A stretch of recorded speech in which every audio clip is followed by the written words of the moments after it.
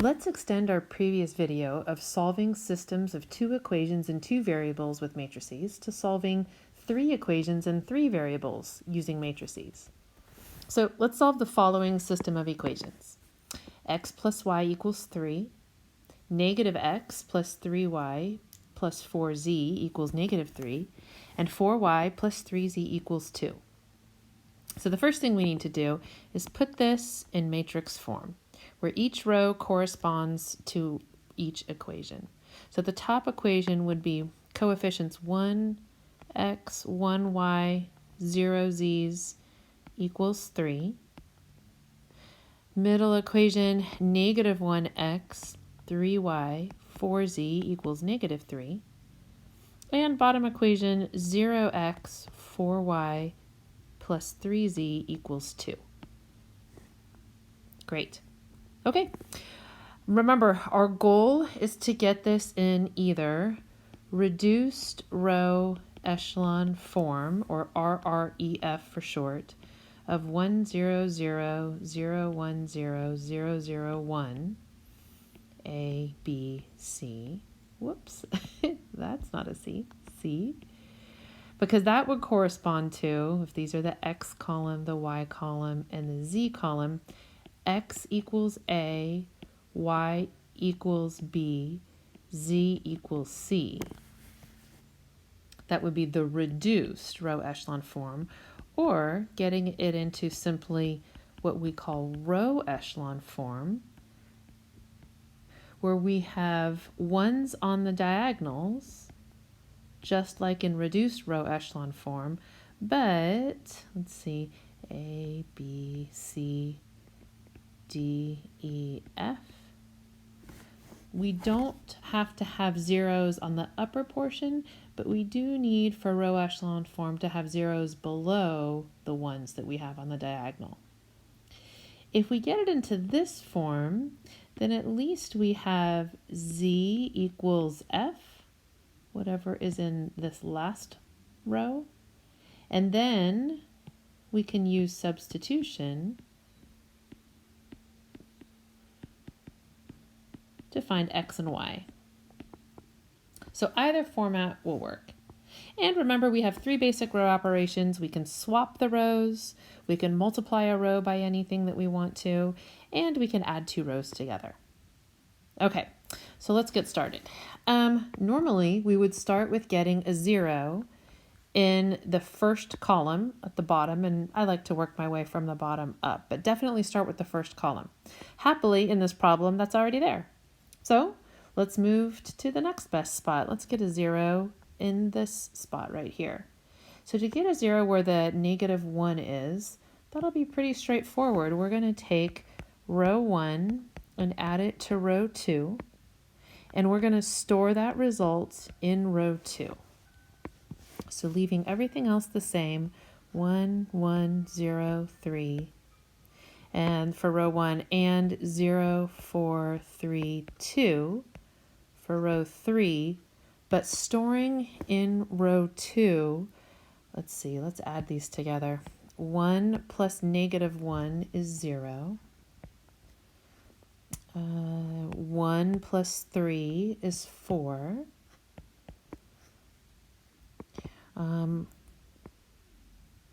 0 plus 4 is 4. And negative 3 plus 3 is 0. Terrific. Now, we talked about in the previous video for a row, if every single entry in the row is divisible by a certain number, it would be nice to divide everything in that row by, in this case, 4s to make our numbers smaller. But I like that it's a 4 because with this being a 4 and this being a 4, it'd be pretty easy to make one of these add up to 0. So keeping in mind our goals, the middle term, the very, very middle row and middle column of our matrix, I want that to be a 1, not a 0, but I would like a 0 in the bottom row, middle position, so where this 4 is. So in order to achieve that, here's what we're going to do. Row 2 minus row 1. I'm sorry, minus row 3. And we want a 0 here, so we're going to store that result in row 3. Okay, so just to keep the arithmetic in my head easy, I'm going to multiply everything in row 3 by that negative. So 0, -4, -3, -2. And when I perform this row operation here, row 2 minus row 3, and store that in the new row 3, I'm going to do the blue plus the red. The blue plus the red.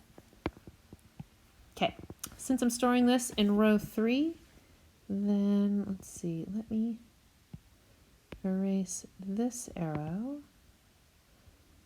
and draw in this arrow. So that'll be 1, 1, 0, 3. Row 1 is not changing. We're storing this in row 3, so row 2, for the time being, is not changing. 0, 4, 4, 0.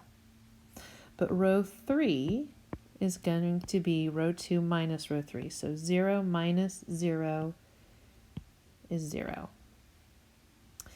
And let's see, 4 and -4, 4 plus -4 is 0.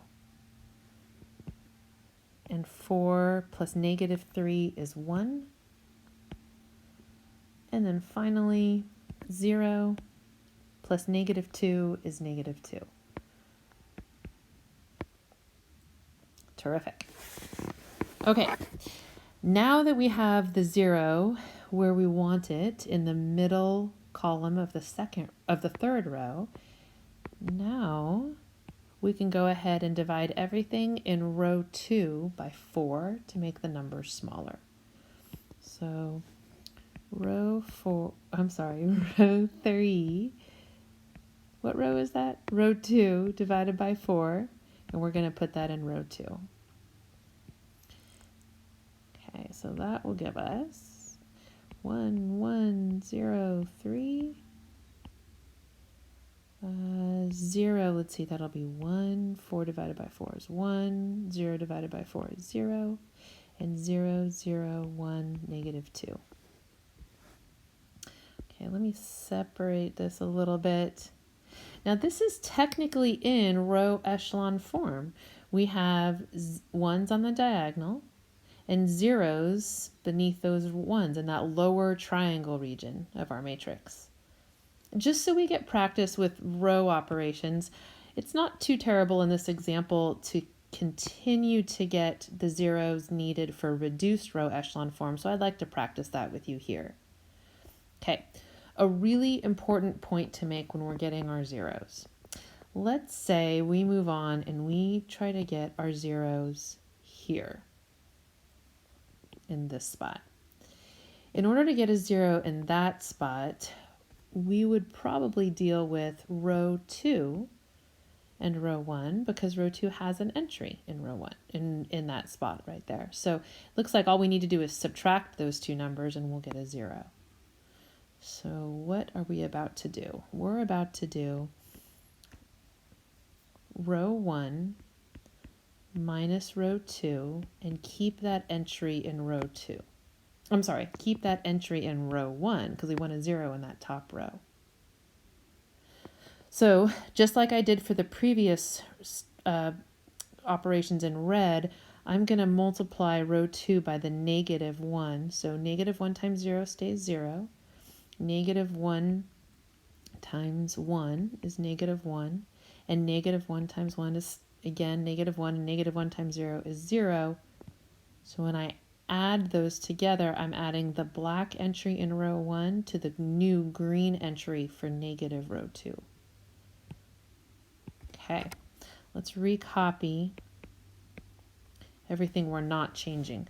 We're storing this in row 1, so I'm going to recopy rows 2 and 3. 0, 1, 1, 0, 0, 0, 1, -2.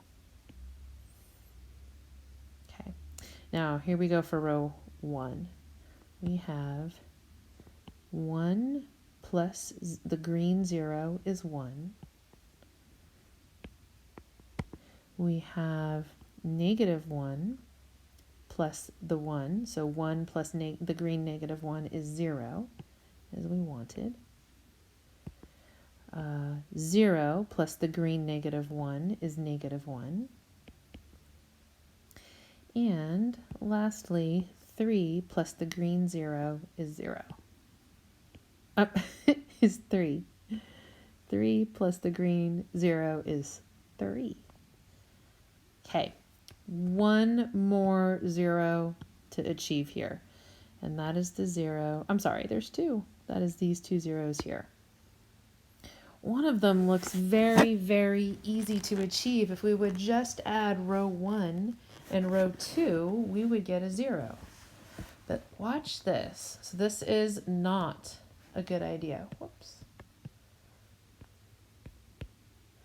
If you add row 1 and row 2, you're going to get 1 plus 0 is 1, 0 plus 1 is 1, -1 and 1 is 0, and 3 plus 0 is 3. Now it doesn't really matter which spot you're putting that in, row 1 or row 2, neither one of those in neither one of those rows do I want to have a 1 and then a 1 right after it. So when we're getting the zeros in the yellow highlighted positions for -1 and +1, we only want to use row 3.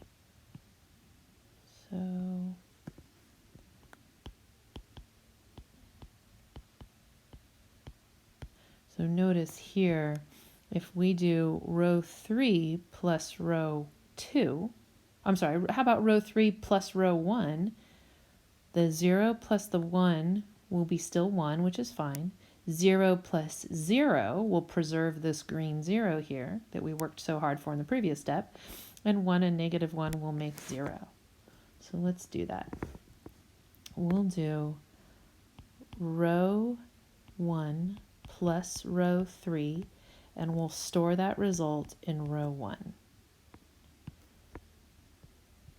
Okay, so I'm going to recopy rows 2 and 3. We're not changing those. 0, 1, 1, 0, and 0, 0, 1, -2. Now row 1, we're going to have, let's see, just row 1 plus row 3. So 1 plus 0 is 1. 0 plus 0 is 0. 1 plus -1 is 0. And then finally, -2 plus 3 is 1. Great. One more step. Again, we want to get a 0 here.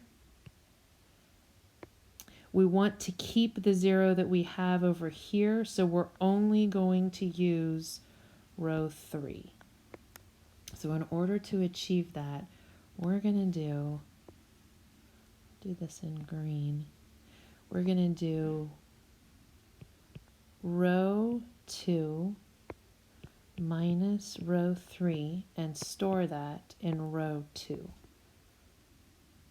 Okay, so we're not changing row 1, 1, 0, 0, 1. We're storing this in row 2, so we're not changing row 3. So I'll recopy those. Now let's see, we're making row 3 negative, so I think it would be a good idea to make row 3 negative for our arithmetic.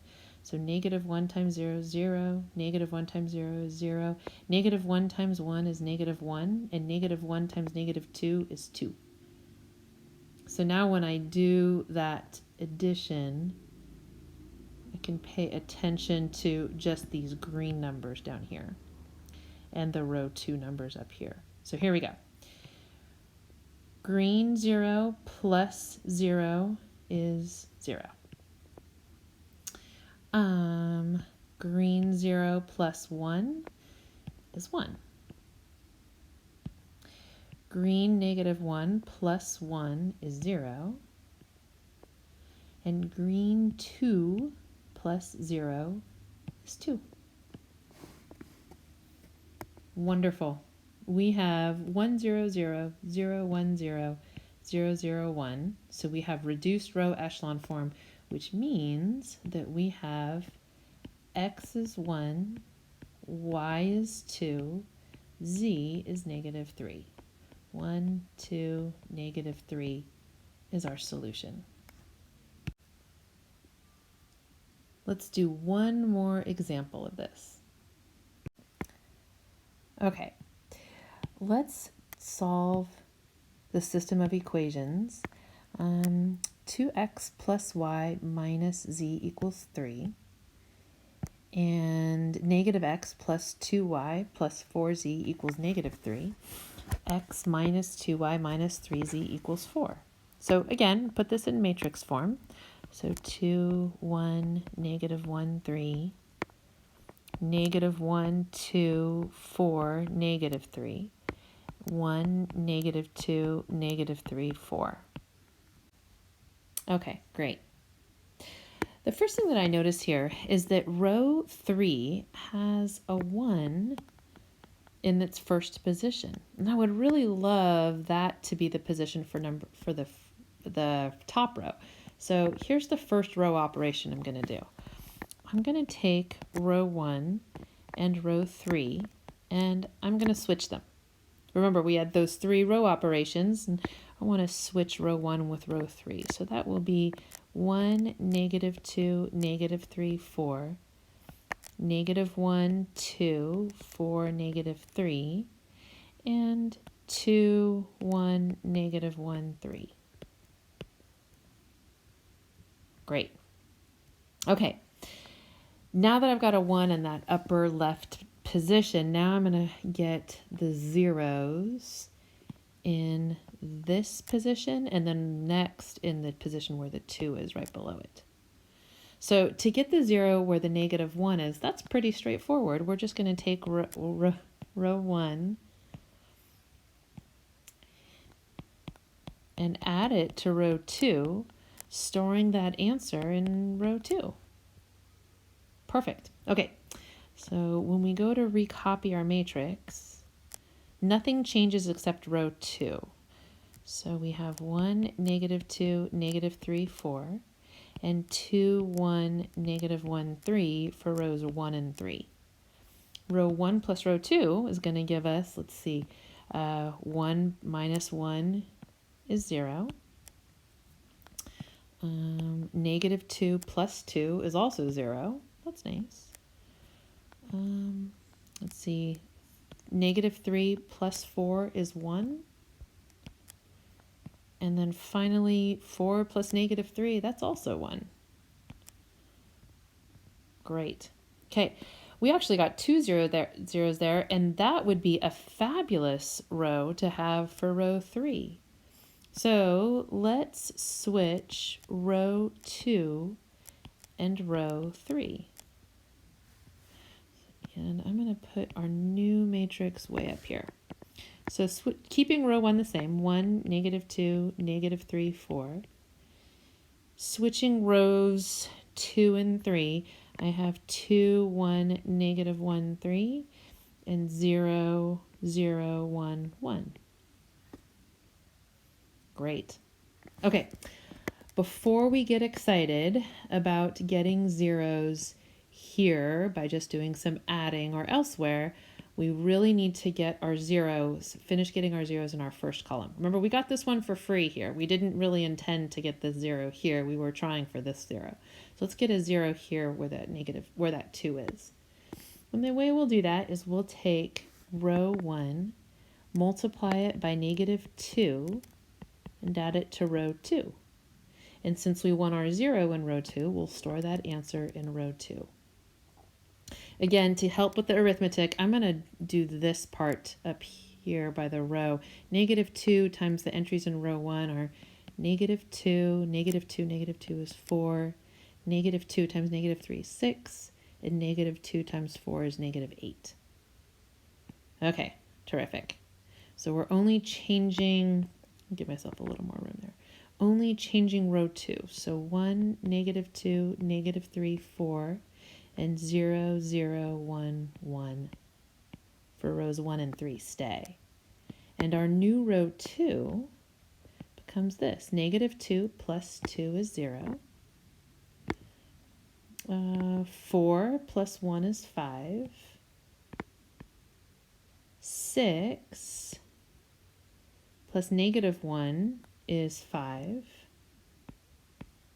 And -8 plus 3 is -5. Awesome. You know what I notice about that row? Everything is divisible by 5. So let's take row 2, divide it by 5, and store that, of course, in row 2. So leaving everything else alone, that's going to be 1, -2, -3, 4, and 0, 0, 1, 1. But row 2 is now going to be 0, 1, 1, -1. Okay, we could keep going and get zeros here and here and here, get it into reduced row echelon form, but this is in row echelon form. We have ones along the diagonal and zeros in that lower triangle region. So this is plenty of information to stop and start solving. Start at the bottom. We have the equation here, z equals 1. Right above it in the green row, that means 0x plus 1y plus 1z equals -1. And the top row means x minus 2y minus 3z equals 4. So we can substitute z equals 1 into the equation right above it. We would have y plus z equals -1 would be y plus 1 equals -1. So subtracting 1 from both sides, y equals -2. And now we can take both of those and plug them into the top equation, which I think I'll fit over here. X minus 2 times -2 minus 3 times 1 equals 4. X plus 4 minus 3 equals 4. And solving for x, we'll get x equals 3. So we have as an answer, x is 3, y is -2, and z is 1. And what I want to point out about this one is, unlike in the previous problem, we did not have to go all the way to reduced row echelon form. We could stop at row echelon form once we got our z value, and then back substitute to figure out the y's and then the x's.